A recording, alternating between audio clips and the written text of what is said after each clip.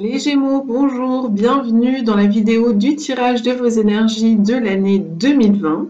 Alors comme pour l'année 2019, eh bien, je vais prendre 4 domaines, on va explorer 4 domaines ici dans cette vidéo. Le professionnel, le relationnel, alors le relationnel dans lequel vous pouvez instiller, si vous avez envie, le sentimental, le domaine de la vitalité et le domaine spirituel. Vous avez énormément de cartes, les Gémeaux, comme les cancers d'ailleurs, beaucoup plus que d'autres signes. Bon, c'est qu'il y a certainement besoin d'avoir plus d'informations, donc votre année 2020 va être plus riche, plus fournie, et peut-être que vous avez besoin de plus d'outils pour aborder cette année 2020.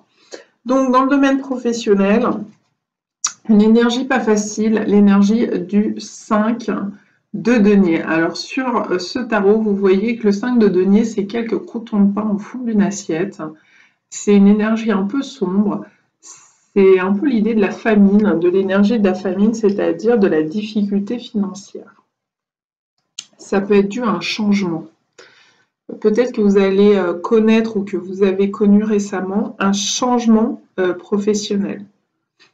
Donc peut-être une perte d'emploi, mais peut-être aussi vous avez par exemple quitté un emploi en tant que salarié ou même en tant que cadre pour ouvrir votre propre entreprise. Et derrière, eh bien, c'est peut-être pas aussi fructueux que ce que vous aviez espéré. Ça ne veut pas dire que ça ne le sera pas dans le temps. Ça veut dire qu'il peut y avoir une période de vache maigre. Alors soit là, vous êtes en train de la connaître, ou vous l'avez connue la fin 2019, début 2020, soit ça va être dans le courant de l'année 2020. Pourquoi je dis ça? Parce que c'est sorti en première énergie. Ça peut vouloir dire que l'énergie racine de votre domaine professionnel en 2020 va prendre racine justement dans cette énergie de la famine, l'aridité, la difficulté financière. Je sais que c'est pas évident ni agréable à entendre, ni de commencer un tirage là-dessus, je m'en rends bien compte. Mais la suite vient vous donner les outils.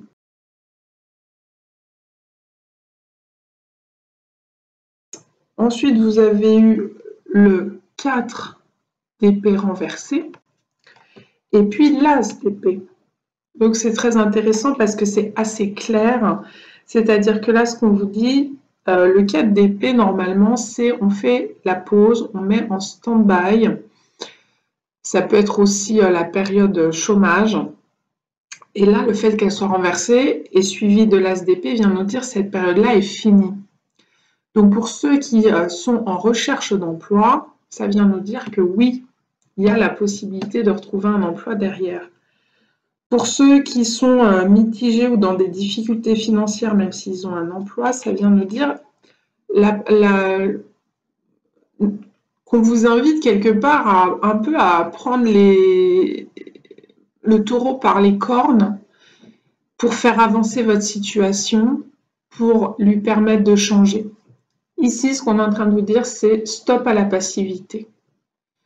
Il est nécessaire de retourner, passer à l'action. D'avoir, par exemple, si vous avez une idée, un désir quelconque, une idée professionnelle, une idée d'études, une idée d'orientation ou de réorientation ou de reconversion professionnelle, une idée de formation pour pouvoir passer des échelons, etc. Mettez en œuvre cette idée. N'attendez pas qu'on vous la propose.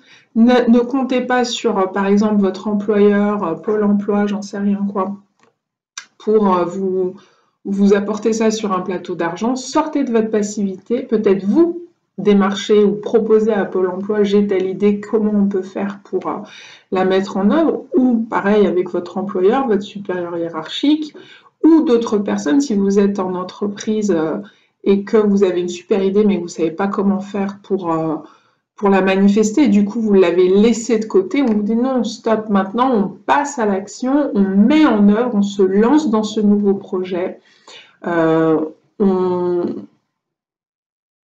se remobilise peut-être dans de la recherche d'emploi de manière beaucoup plus active, et ça va porter ses fruits parce que les énergies vont aller dans votre sens. De manière beaucoup plus large et beaucoup plus énergétique, si c'était un tirage individualisé, j'aurais dit à mon consultant en face ou à ma consultante, c'est sortir de son énergie yin, le féminin, la passivité, pour aller investir, réinvestir son énergie yang, passage à l'action. Et d'aller un peu se battre quelque part. Vous voyez, c'est quand même une personne, une déesse très guerrière, en armée, en armure sur un champ de bataille. C'est aller chercher sa victoire, aller chercher à manifester nos désirs et ce dont on a besoin pour notre réussite professionnelle, pour pouvoir sortir de ce... Ça peut ne pas être une aridité financière, mais une aridité en termes de plaisir ou d'épanouissement professionnel. Ça devient bof en gros, et là du coup on est en train de vous dire non mais on peut sortir de ça plutôt que de se démotiver de plus en plus et de tourner dans un cercle vicieux de démotivation et de passivité. On coupe tout ça, on coupe ce qui ne va pas, on se libère de ce qui ne nous plaît pas, de ce qui ne fonctionne plus, de ce qui est toxique, on se libère d'une situation, d'un statut en particulier. Et on passe à autre chose de neuf. Là, c'est le nouveau, c'est le neuf, c'est la nouvelle idée, c'est une nouvelle stratégie, etc. Et en complément, j'ai reçu le 2 de coupe. Alors ici, c'est assez imagé de manière amoureuse, relationnelle sur ce tarot. Et le 2 de coupe dans le professionnel, c'est le choix. Et ici, assorti du chevalier d'épée. Donc on reste quand même beaucoup dans les épées, 4 d'épée, as d'épée, cavalière d'épée. Il y a cette idée que ça se passe beaucoup dans la tête, mais il y a aussi la présence de l'air avec les épées, et c'est votre maître élément des Gémeaux, l'air. Donc, il y a toutefois cette idée assez guerrière d'aller se battre, de se lancer dans la bataille, de se lancer dans la conquête d'un nouveau terrain professionnel ou de ce qu'on veut vers son objectif professionnel pour ce qu'on veut obtenir. Et c'est ce choix-là qu'on vous invite à faire, choix d'ailleurs qui, je pense, est déjà ancré en vous. Il y a quelque chose de profond comme un désir profond et à ce côté, est-ce que j'écoute ce désir et j'y vais et j'ose me lancer ou est-ce que c'est pas un bon choix et que je vais y perdre des plumes? Non. Manifestement, c'est un bon choix d'oser, d'aller dans l'action, d'aller dans les angles masculins, de reprendre les choses en main. Plutôt que de se laisser... Peut-être qu'il y a une peur de perdre de l'argent sur un projet, de perdre un investissement, de faire un mauvais placement financier, un mauvais placement économique, de faire le mauvais choix professionnel.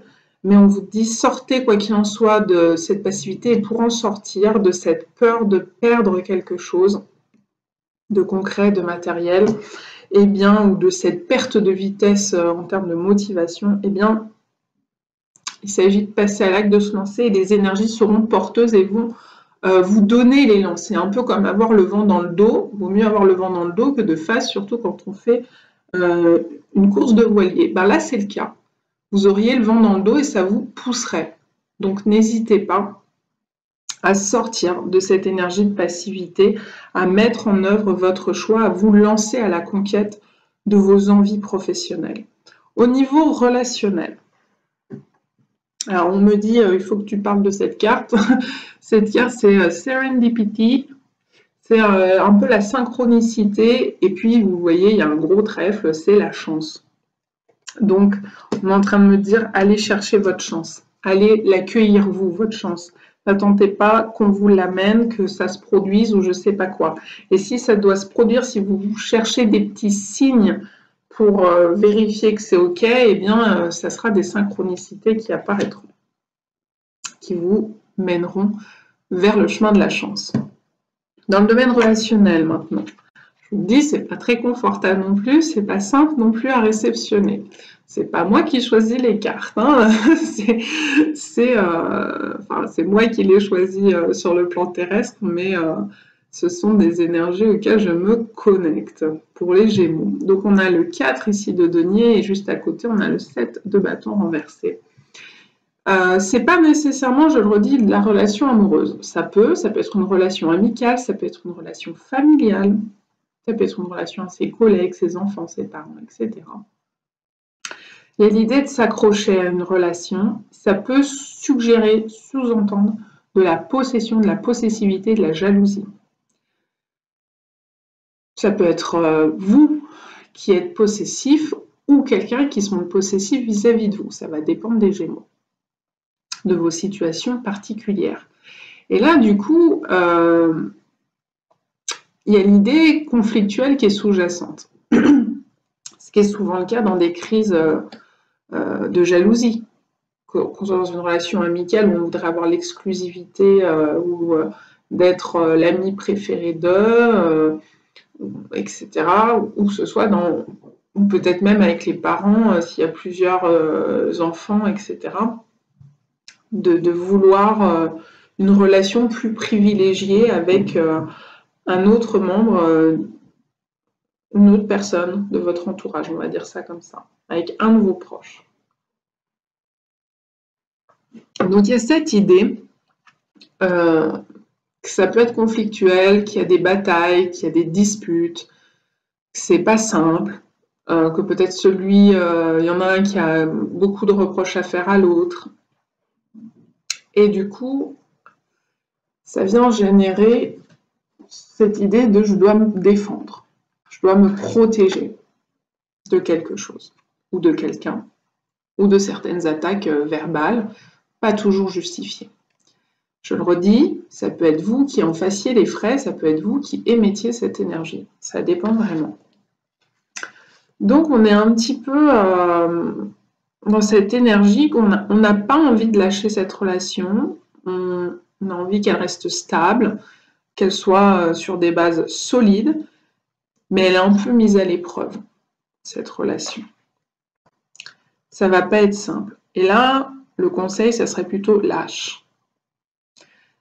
Lâche prise et attends de voir ce qui se passe. Plutôt que de continuer de vouloir contrôler, maîtriser la relation ou forcer les choses ou continuer de vouloir soit d'être sous pression, soit de mettre l'autre sous pression. Si vous êtes célibataire, je le redis, ça peut être dans un autre domaine que le domaine amoureux, mais si c'est dans le domaine amoureux, ça peut être je m'accroche à mon statut de célibataire parce que c'est plus confortable. Ça, en termes de croyance, hein, de dire bah, c'est quand même plus simple, ça me facilite la vie, ça me demande moins de concessions, moins de compromis, ou ça m'évite de me confronter à l'hypothétique séparation, donc à la peur de souffrir, etc., etc. Et ça peut être aussi lâche tes exigences. Trop de critères. Ou beaucoup de prétendants et puis tu les repousses. Lâche ça, parce que l'énergie est renversée. Donc cesse de te défendre et de te protéger, de vouloir te protéger à tout prix. En gros, vis. Vis et laisse la vie mener son œuvre, y compris dans cette relation, parce que peut-être que cette relation à laquelle vous vous accrochez ou que la personne s'accroche à vous n'est pas aussi bénéfique que ça, parce qu'en sous-jacent, on a le page des deniers, je vous montre comme ça, qui est sorti renversé, et l'arcane de justice. Ce qui viendrait dire qu'il y a peut-être un manque de justesse dans cette relation. Et effectivement, quand il y a de la possession, de la possessivité, de la jalousie, on peut parler de manque de justesse. Ce n'est pas de l'amour pur, on pourrait dire. Ce n'est pas de l'amour divin, inconditionnel. Ça peut devenir toxique. Ça peut devenir nocif pour la relation, mais aussi nocif pour la personne en question. Ça peut devenir conflictuel, fatigant, énergivore à vivre au quotidien, ce type de relation. L'arcane de justice, avec la balance, demande de faire le bilan, puis avec son épée de trancher ce qui a besoin d'être tranché. Parfois, il s'agit de trancher au profit d'une séparation de ce type de relation. Je le répète, ce n'est pas toujours séparation amoureuse, ça peut simplement dire cette relation ne m'épanouit plus, ne m'apporte plus, si ce n'est du conflit, ou l'autre me met trop sous pression, ou moi je suis trop sous pression parce que j'ai peur de perdre l'autre. Du coup, on enchaîne des situations compliquées, inconfortables.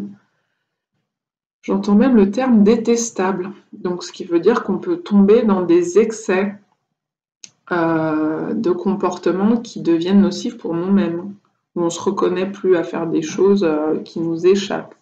Et là, très clairement, avec le page de Denis à l'envers, on vous dit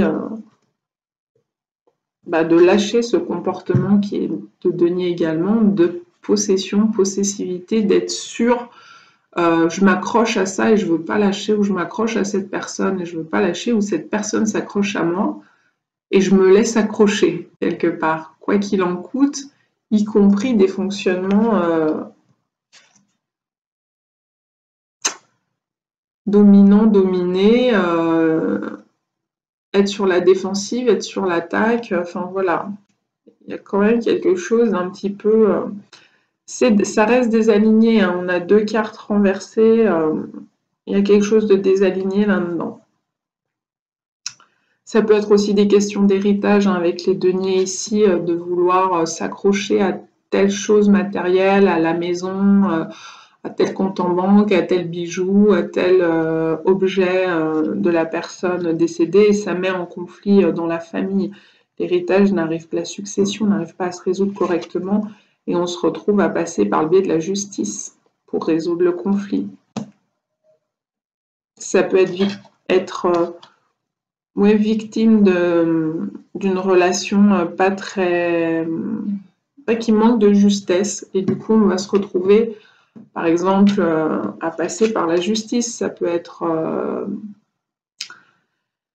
porter plainte pour des comportements, des violences, des comportements abusifs. Ça peut être simplement devoir divorcer. Ça peut être simplement, c'est pas simple hein, de divorcer, mais ce que je veux dire, c'est qu'il n'y a pas nécessairement... on utilise la justice aussi pour divorcer, même s'il n'y a pas de choses dramatiques sur le plan violent, de violence conjugale, de violence morale, etc. Il y a l'idée soit de remettre de la justesse et de l'équilibre, de l'alignement dans nos relations pour 2020, soit de devoir en passer par la justice, par des procédures judiciaires, juridiques, par exemple demander une pension alimentaire s'il y a une séparation pour l'enfant, etc. Et que l'autre personne se montre conflictuelle, soit avec le montant de la pension alimentaire, soit avec la régularité des versements, etc. Donc il peut y avoir des questions financières parce qu'on a quand même 2 deniers qui viennent impacter votre vie relationnelle.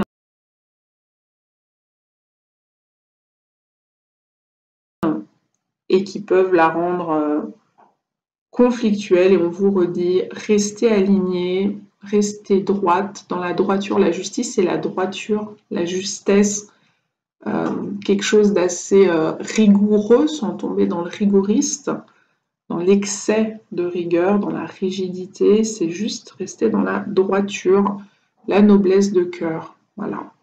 Ne pas vous polluer, vous, avec des relations qui vous amènent à vivre des expériences dans la distorsion, dans l'abus, dans le conflit, le rapport de force. Alors le conflit, on peut être en conflit, mais quand ça devient récurrent, permanent, ce n'est pas forcément bénéfique pour vous et pour l'autre. Voilà pour le domaine relationnel. Pour la vitalité, on vous parle de vos rêves. Et là encore, on a un peu cette idée de vent dans le dos, c'est-à-dire que là, si vous avez des rêves et des désirs à mener à bien, ça peut être dans le domaine professionnel, ça peut être dans n'importe quel autre domaine,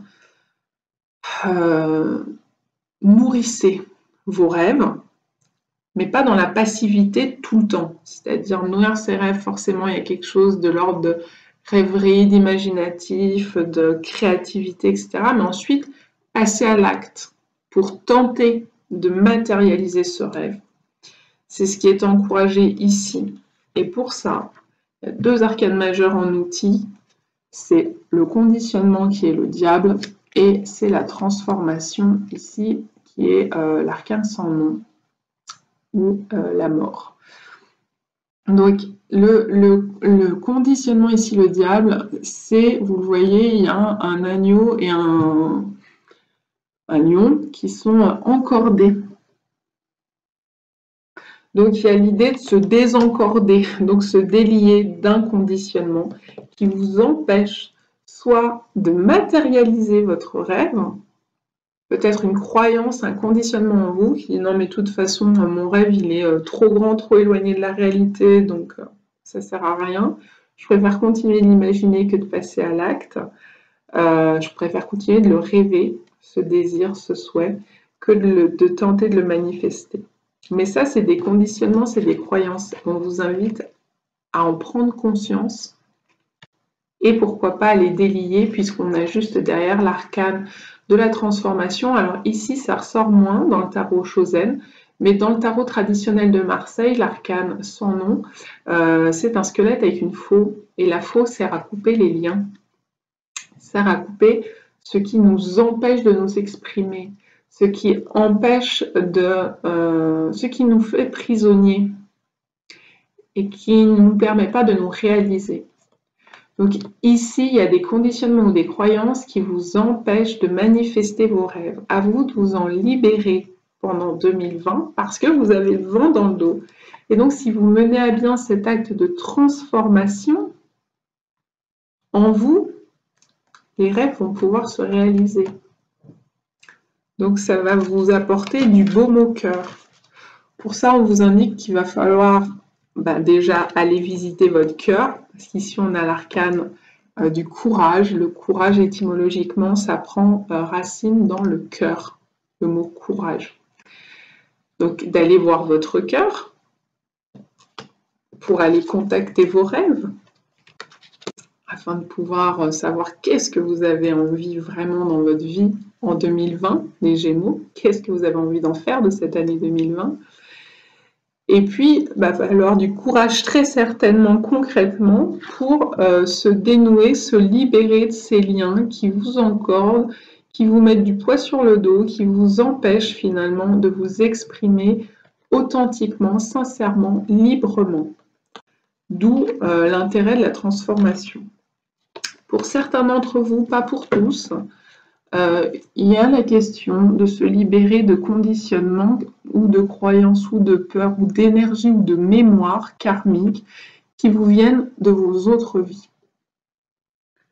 Donc il y a une sorte, peut-être pour certains d'entre vous, de plonger dans vos abîmes intérieurs, vers votre cœur, peut-être recontacter d'autres énergies venant d'autres vies qui font nœud, qui font blocage. Parfois on parle de nœud karmique et qui vous empêchent de manifester ce rêve. Donc en gros qui vous laisse dans la sécheresse et l'aridité, le manque de fluidité et de réussite, alors que finalement il y a la possibilité d'y aller sur ce rêve, de passer à l'action, de sortir de cette passivité et de pouvoir le manifester, le mettre à bien, l'exécuter ce rêve. Donc ce serait assez formidable pour vous que vous réussissiez à ça. Donc peut-être que ces liens, c'est des liens du passé, mais parfois c'est du passé, je veux dire, de votre enfance ou de votre adolescence ou des années passées. Parfois, ça vient carrément d'autres vies. Donc pour ça, ce qui peut vous aider, là j'ai mis en ligne une méditation, un soin guidé de libération karmique. Pourquoi pas? Ça parlera à certains d'entre vous, pas à tous. Donc déliez-vous parce que au niveau de la vitalité, tout ça restreint le flux de l'énergie vitale en vous, dans vos corps. Débloquez tout ça, desserrez tout ça, coupez les liens et réouvrez-vous à ce flux énergétique, à la réception de ce flux énergétique. Au niveau spiritualité, vous avez reçu les possibilités. Alors c'est le 2 de bâton, donc c'est du feu, mais là, hop là, on a un joli oiseau, un joli aigle qui plane, donc on retombe dans l'élément air pour aller explorer un nouvel horizon, ces nouvelles possibilités là-bas, vers ce soleil, ce paysage, ce soleil qui se couche là-bas. Donc les nouveaux horizons sont à portée de main. Il est possible de réaliser vos rêves, les Gémeaux. Il est possible si vous sortez de cette phase de passivité, de cette phase de latence, de ce stand-by, de cette parenthèse, de vous ouvrir au monde. Peut-être la possibilité de voyager. Ça peut être un voyage intérieur, parce qu'on est dans le domaine spirituel. Ça peut être un voyage astral, pour ceux à qui ça parle. Ça peut être un voyage physique, géographique. Ouvrez-vous au monde, ouvrez-vous aux autres, ouvrez-vous surtout à votre monde intérieur, dans lequel se trouvent toutes les graines, tous les possibles, tous les potentiels de vos rêves, de vos envies, tous les possibles d'incarnation, qu'il ne vous reste plus ensuite derrière qu'à manifester. Mais d'abord, allez vous ouvrir à l'intérieur de vous et à vos rêves. Je le redis parce que je le sens comme ça pour vous les Gémeaux. Qu'est-ce que vous avez envie d'en faire de cette année 2020? Quel est votre objectif? Vers quoi vous avez envie de tendre? Il y a un rêve qui est inscrit en vous.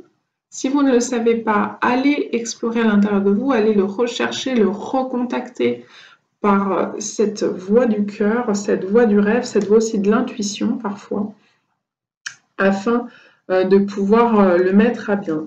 Et ce qui est intéressant ici, c'est qu'on a le 10 de denier, puis ensuite on a l'achèvement, l'arcane majeure 21.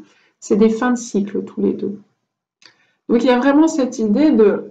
On peut mettre derrière soi l'idée que nos rêves ne se réalisent pas. Pas du tout. Ça va pouvoir se faire. Vous avez le vent dans le dos pour ça. Donc allez recontacter vos rêves et achevez ce qui a besoin d'être achevé. Lâchez ce qui a besoin d'être lâché. Déconditionnez-vous. Si vous croyez que les rêves ne peuvent jamais se réaliser, eh bien en fait, si, mais pour ça, il va falloir lâcher cette croyance. Vous en séparer, vous en nettoyer et mettre en œuvre de manière active avec votre énergie du masculin, que vous soyez homme ou femme, eh bien cette reconquête vers une transformation de votre vie pour qu'elle puisse répondre à vos rêves. C'est assez clair. Et c'est ça qui va vous permettre d'atteindre la plénitude. Donc, ce sentiment de bien-être, cette félicité, cette joie, en anglais on appelle ça bliss, cet état intérieur de complétude, de plénitude, de bien-être. Donc, c'est à portée de main. Ce sera peut-être au bout de l'année 2020, mais c'est à portée de main. Et pour ça, il y a simplement des fins de cycle, achever ce qui a besoin d'être achevé, tourner des pages, lâcher ce qui a besoin d'être lâché, certaines relations qui vous sont toxiques, nocives, et parfois c'est ça qui fait les blocages. Et d'ailleurs, parfois, c'est des relations karmiques. Donc, le but, c'est de liquider le karma, de dissoudre le karma avec cette personne pour pouvoir ensuite aller de l'avant vers d'autres relations, donc d'être capable de transformer son panorama relationnel, tout simplement. Et donc, pour ça, il y aura des petites synchronicités sur votre chemin, il y aura de la joie. Ça, c'est sûr que suivre ses rêves, ça apporte de la joie. Donc, ça éloigne les énergies de peur, de manque.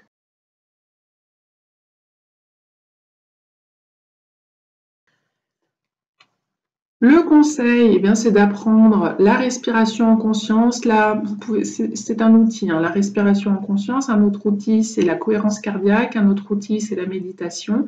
Et tous ces trois outils peuvent se faire en même temps, si c'est pas merveilleux.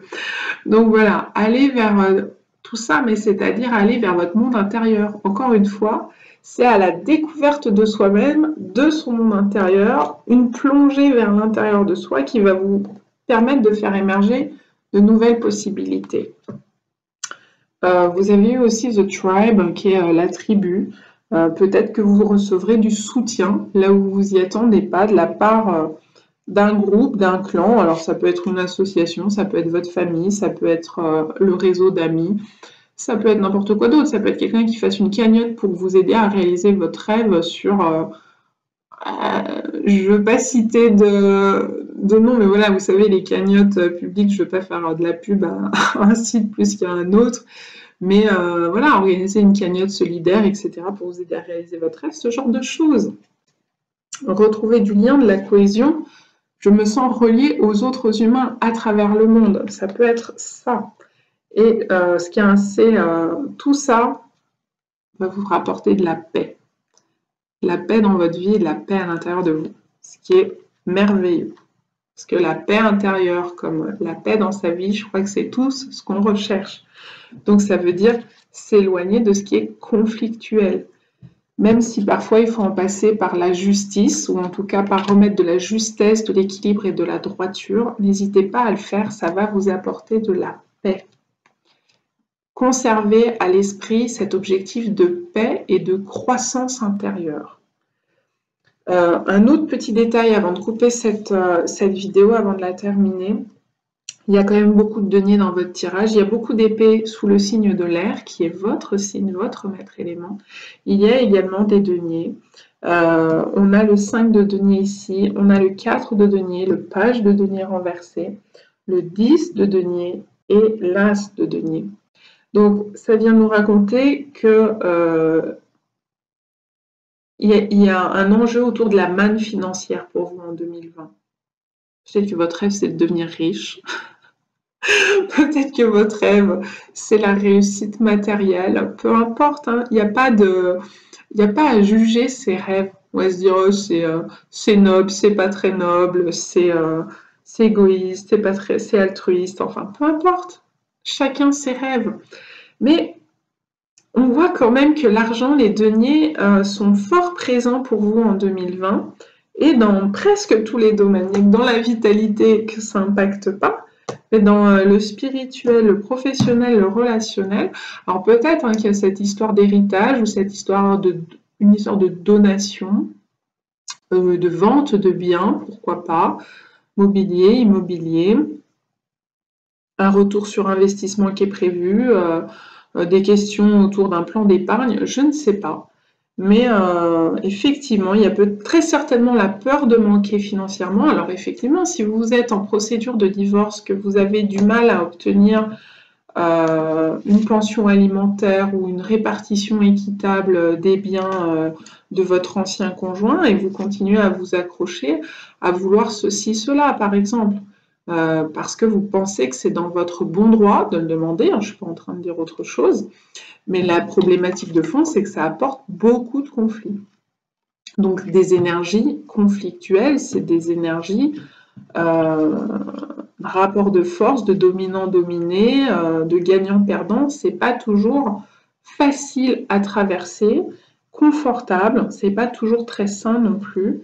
Parce que ce qu'on est en train de nous dire, c'est qu'il n'y a pas que l'argent dans la vie finalement, il n'y a pas que cet aspect matériel.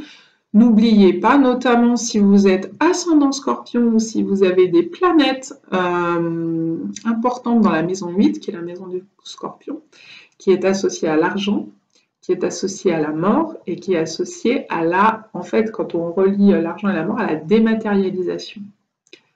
Une capacité à accepter, à traverser une expérience de dématérialisation. Peut-être que ça sera même le cas pour des Gémeaux, même s'il n'y a pas d'ascendant Scorpion en vous, parce que voilà, il y a cette notion de denier, d'argent qui traverse beaucoup ici. Il y a l'idée, avec le 10 de denier, d'une fin de cycle aussi sur le plan financier. Alors si vous étiez en difficulté financière, il y a l'idée de ouvrez-vous à vos rêves, à vos possibilités, parce que peut-être que ça va ouvrir la manne d'abondance à ce moment-là vers vous. En vous réalignant à vos rêves, ça va ouvrir l'abondance financière qui va venir vers vous. C'est une possibilité. Donc vous pourrez sortir de ces difficultés financières avec à la fois le 10 de denier et l'as de denier. Fin de cycle et renouveau sur le plan financier. En plus, vous avez la joie, la paix qui est présente. Je pense que 2020 va se construire au fil des mois pour vous, les Gémeaux, et vous allez y voir de plus en plus clair sur l'objectif de retour à soi, de retour à ses rêves, de retour à ce qui apporte de la paix et de la joie. Et en plus, vous avez la chance avec vous. En vous souhaitant une belle année 2020, les Gémeaux. À bientôt.